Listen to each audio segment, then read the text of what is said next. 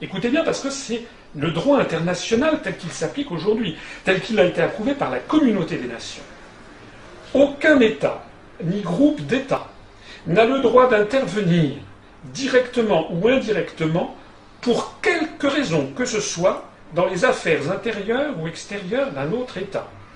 En conséquence, non seulement l'intervention armée, mais aussi toute autre forme d'ingérence ou toute menace dirigée contre la personnalité d'un État ou contre ses éléments politiques, économiques et culturels sont contraires au droit international. Et ça se poursuit en disant ceci, écoutez bien, tous les États doivent aussi s'abstenir d'organiser, d'aider, de fomenter, de financer, d'encourager ou de tolérer des activités armées subversives ou terroristes destinées à changer par la violence le régime d'un autre État ainsi que d'intervenir dans les luttes intestines d'un autre État.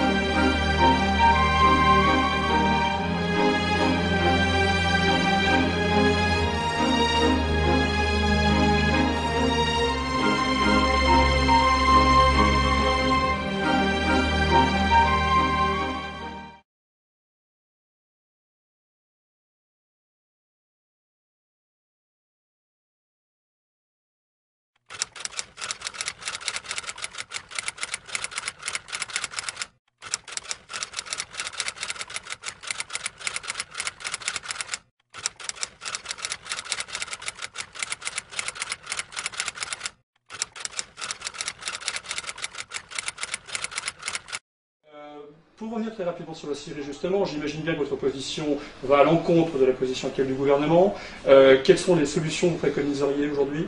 Alors d'abord sur la Syrie, je voudrais dire quand même plusieurs choses. D'abord, c'est que il y a quand même eu préméditation. C'est pas moi qui le dis, il suffit d'aller sur Internet, vous avez un général de l'armée américaine, un général 4 étoiles, le général Wesley Clark, qui, le 3 octobre 2007, a fait des déclarations publiques où il a expliqué qu'il s'était rendu dans les jours suivants les attentats du 11 septembre 2001, qu'il s'était rendu au Pentagone, qu'il avait rencontré Donald Rumsfeld. Vous parlez du général Clark? Oui, du général Wesley Clark. Et qu'il avait vu un des officiers de l'état-major qui lui avait dit quelques semaines après, nous allons, le projet, le mémorandum du secrétaire à la Défense, c'est d'attaquer et de renverser les régimes dans 7 pays en 5 ans. I went downstairs, I was leaving the Pentagon, and an officer from the Joint Staff called me into his office and said, I want you to know, he said, sir, we're going to attack Iraq. And I said, why? He said, we don't know. He said, I said, well, did they tie Saddam to 9/11? He said, no. And then I came back to the Pentagon about 6 weeks later. I saw the same officer. I said, why haven't we attacked Iraq? We still going to attack Iraq? He said, oh, sir. He says, it's worse than that. He said, he pulled up a piece of paper off his desk. He said, I just got this memo from the Secretary of Defense's office. It says we're going to attack and destroy the governments in 7 countries in 5 years. We're going to start with Iraq, and then we're going to move to Syria, Lebanon, Libya, Somalia, Sudan, and Iran. I said, 7 countries in 5 years. I said, is that a classified memo? He said, yes, sir. And I couldn't believe it would really be true, but that's actually what happened. These people took control of the policy in the United States. And I realized then, it came back to me, a 1991 meeting I had with Paul Wolfowitz. You know, in 2001, he was Deputy Secretary of Defense, but in 1991, he was the Undersecretary of Defense for Policy. It's the number 3 position in the Pentagon. He said, and we've got about 5 or 10 years to clean up those old Soviet client regimes, Syria, Iran, Iraq, before the next great superpower comes on to challenge us.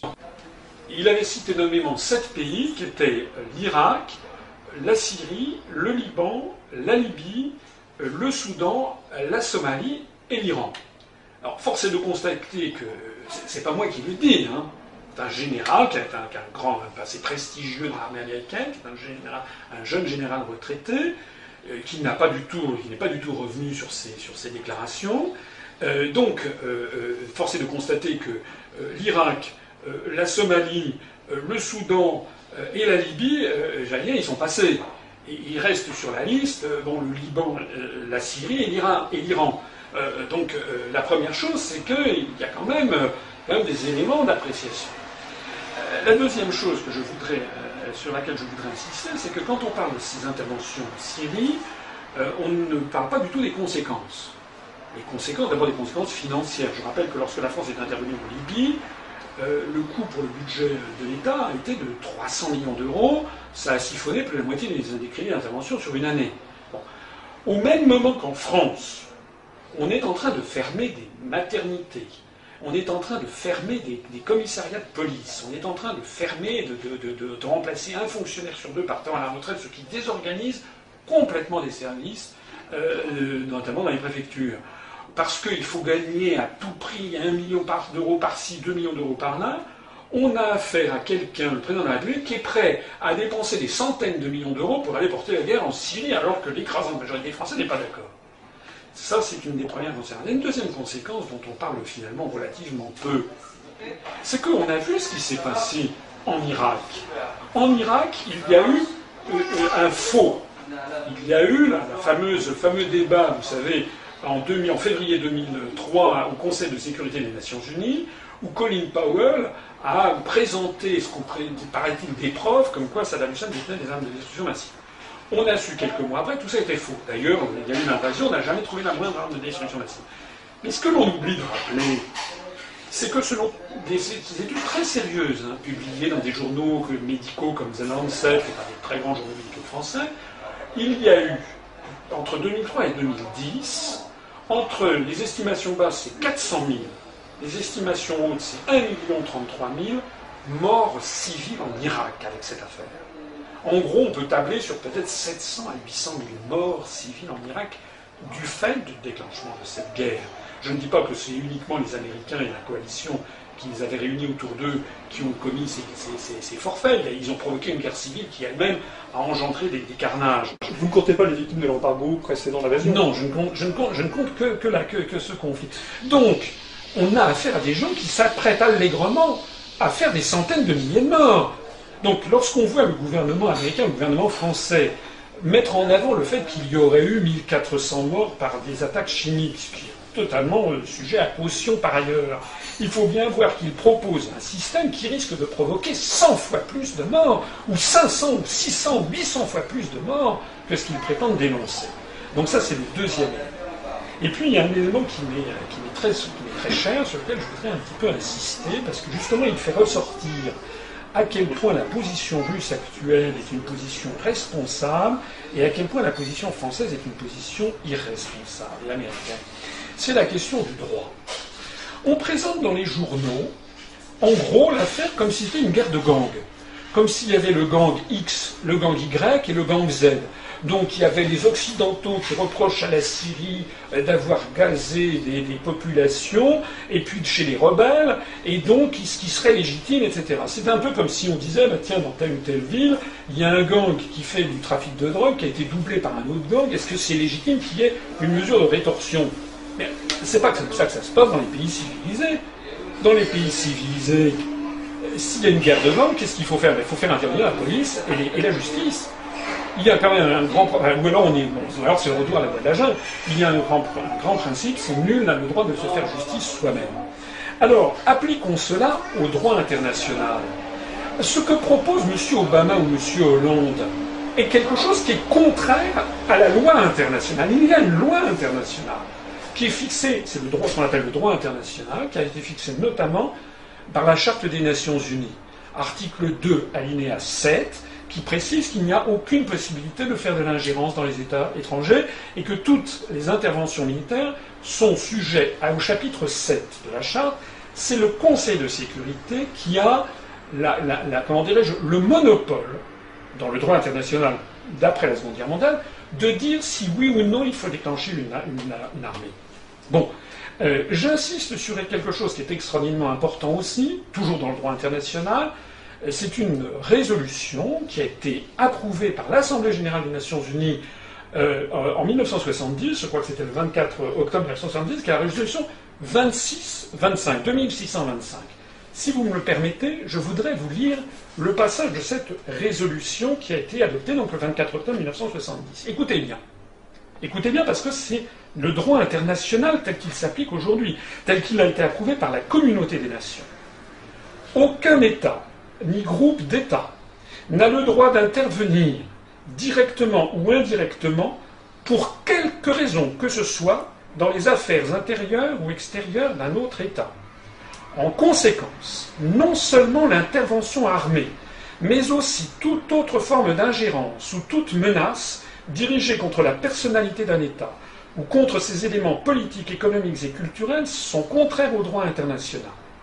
Et ça se poursuit en disant ceci, écoutez bien, tous les États doivent aussi s'abstenir d'organiser, d'aider, de fomenter, de financer, d'encourager ou de tolérer des activités armées subversives ou terroristes destinées à changer par la violence le régime d'un autre État ainsi que d'intervenir dans les luttes intestines d'un autre État. Voilà le droit international positif. Je suis désolé, mais tout le monde sait qu'en Syrie, je ne suis pas là, de même que je n'étais pas là pour défendre le régime de M. Poutine, il est suffisamment grand pour le faire. Je ne suis pas là pour défendre le régime de M. Assad, mais je suis là pour dire le droit, enfin j'espère. Actuellement, tout le monde sait que moi je connais la Syrie, j'y étais allé il y a un certain nombre d'années, c'est un pays où coexistait de façon pacifique beaucoup de religions, et puis c'est un régime laïque, comme en Irak, parti basse, qui s'inspirait d'ailleurs de la laïcité à la française. Bon. Ce régime n'est certes pas une démocratie.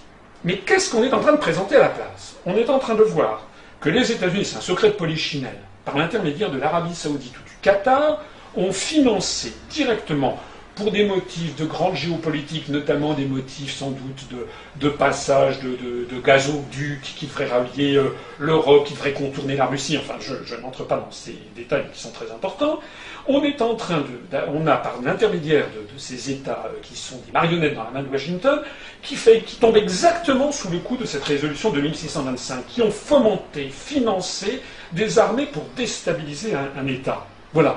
Au passage, on a vu des vidéos qui circulent sur les méfaits que commettent, je ne dis pas tous, mais une partie des rebelles syriens qui sont des fous furieux, les takfiristes, qui sont des gens qui d'ailleurs ne sont pas... peut-être même pas syriens déjà. D'abord, qui ne sont pas forcément syriens, qui véhiculent une vision de l'islam qui est rejetée par l'écrasante majorité des musulmans, qui est une vision complètement démente, qui sont d'ailleurs sans doute plus ou moins sous l'effet de psychotropes, et qui, on a vu à la télévision, ils s'en vantent, des scènes épouvantables, abominables. Donc c'est ça que l'on soutient.